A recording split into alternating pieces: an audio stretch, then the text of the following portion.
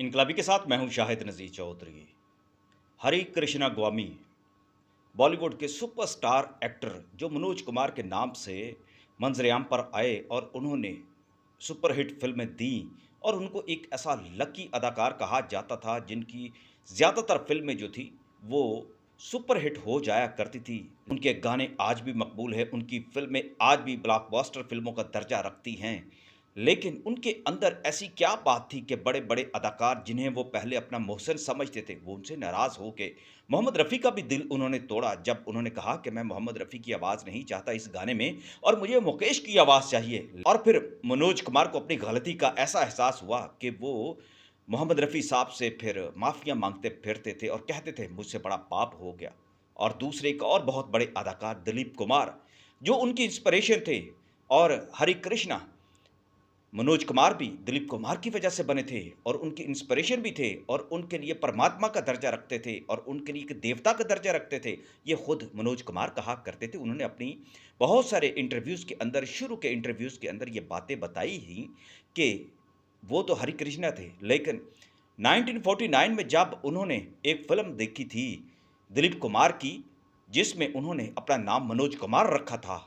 और ये शबनम फ़िल्म थी जिससे उनको अपना नाम बदलने का मौका मिला और उन्होंने जब फ़िल्म में कदम रखा तो उन्होंने अपना नाम मनोज कुमार रखा और ये ऐसा लकी नंबर था, एक ऐसा लकी नाम था जिससे उनका मुकद्दर बन गया और वो दिलीप कुमार को भी अपने लिए लकी इंसान समझा करते थे और उनके साथ बहुत ज़्यादा अपना प्रेम का इज़हार किया करते थे, मोहब्बत का, उल्फत का और रख-रखाव का। लेकिन उनके अंदर पता नहीं ऐसा क्या अलाव था कि जब फ़िल्म क्रांति बनी, मनोज कुमार ने दिलीप कुमार को कास्ट किया था। क्रांति जब रिलीज़ हुई 1981 में और ब्लॉकबस्टर जो फ़िल्म थी साबित हुई, तो ये कहा जाने लगा कि दिलीप कुमार साहब की एक्टिंग ने इस फ़िल्म को अपने अरूज तक पहुँचा दिया, उसके हकीकी मुकाम तक पहुँचा दिया है। लेकिन ये बात जो थी मनोज कुमार साहब से बर्दाश्त ना हुई, चूँकि वो इसके डायरेक्टर भी थे। उन्होंने कहा कि नहीं, ये फ़िल्म मनोज कुमार की फ़िल्म है, दिलीप कुमार की फ़िल्म नहीं है। और फिर उन्होंने इसी पर इक्तफ़ा ना किया, बल्कि उन्होंने ये कहा कि दिलीप कुमार के हवाले से मैं आपको बता दूँ कि ये वो दौर है कि पिछले 10 साल में उनकी कोई ब्लॉकबस्टर फ़िल्म नहीं बनी थी और उनके बारे में ये कहा जाने लगा था कि उनकी सेल वैल्यू जो है, वो कम हो चुकी है। बल्कि सुभाष घई जो अपनी फ़िल्म वधाता में उनको कास्ट करना चाहते थे, वो भी इस इंतज़ार में थे कि क्रांति में जब वो दिलीप कुमार साहब को एक्टिंग करते हुए देखेंगे और उनको दोबारा से अज़्यूम कर सकेंगे कि दिलीप कुमार अब कहाँ खड़े हैं, तो वो फिर उनको विधाता में कास्ट करेंगे और ऐसी बातें मनोज कुमार के मुँह से निकली, मीडिया की ज़ुबान पर चढ़ी और फिर ऐसा प्रोपेगेंडा हुआ, ऐसी तशहीर हुई कि ये बातें जब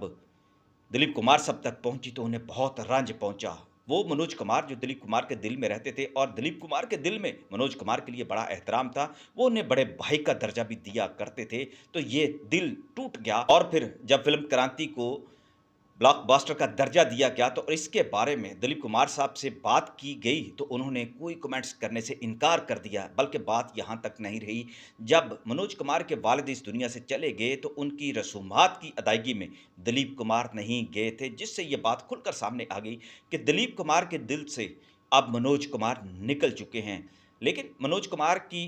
वफ़ात के बाद सायरा बेगम ने बड़े खूबसूरत अल्फाज में उनको खराज तहसीन पेश किया और कहा कि उनके साथ उनकी एक फ़िल्म थी जिसमें उन्होंने बड़ा अच्छा पेयर बनाकर उनके साथ काम किया। खैर जाने के बाद तो उनको अच्छे अल्फाज में याद किया गया, लेकिन दिलीप कुमार साहब ने अपनी ज़िंदगी में ही उनको अपने दिल से निकाल दिया था। मनोज कुमार के हवाले से बहुत सारी ऐसी मुतनाज़िया बातें हैं, जैसा कि आपको अच्छी तरह पता है पाकिस्तान के सुपरस्टार अदाकार मोहम्मद अली और ज़ेबा के साथ भी उन्होंने एक ऐसी ही अनहोनी की थी। बड़ा एक थर्ड क्लास लेवल का काम किया था, वो भी ऐसे कि उन्हें अपनी फ़िल्म क्लर्क में बुलाया और मेन रोल रखा, लेकिन बाद में इतनी काट-छाँट करके उनका रोल जो था मुख्तसर कर दिया, जिसके बाद मोहम्मद अली और ज़ेबा का दिल टूट गया और उन्होंने इसके बारे में भी खुलकर कहा कि मनोज कुमार ने हमें बुलाकर हमारे साथ धोखा किया है और हमने भी गलती की है मनोज कुमार की फ़िल्म में काम करते हुए। ये सिर्फ मैं नहीं कहता, इंडियन मीडिया भी कहता है, सोशल मीडिया पर बहुत सारे आप ऐसे तबसरे देख सकते हैं कि अपने दौर के एक सुपरस्टार ब्लॉकबस्टर अदाकार के बारे में अब लोग क्या-क्या बातें करते हैं कि कामयाबियों की दास्तानें अपनी जगह, लेकिन उनकी शख्सियत की खामियां जो हैं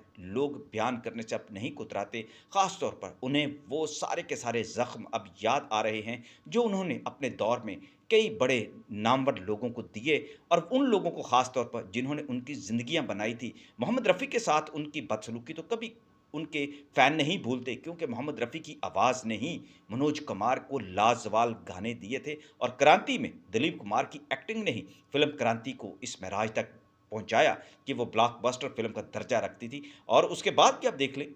क्रांति ही नहीं, उसके बाद भी दिलीप कुमार साहब की कई और फ़िल्में थी। सुभाष घई की अपनी फ़िल्म विधाता भी ब्लॉकबस्टर फ़िल्म साबित हुई थी और जिससे साबित हो गया कि दिलीप कुमार साहब की सेल वैल्यू किसी दौर कम नहीं हुई थी।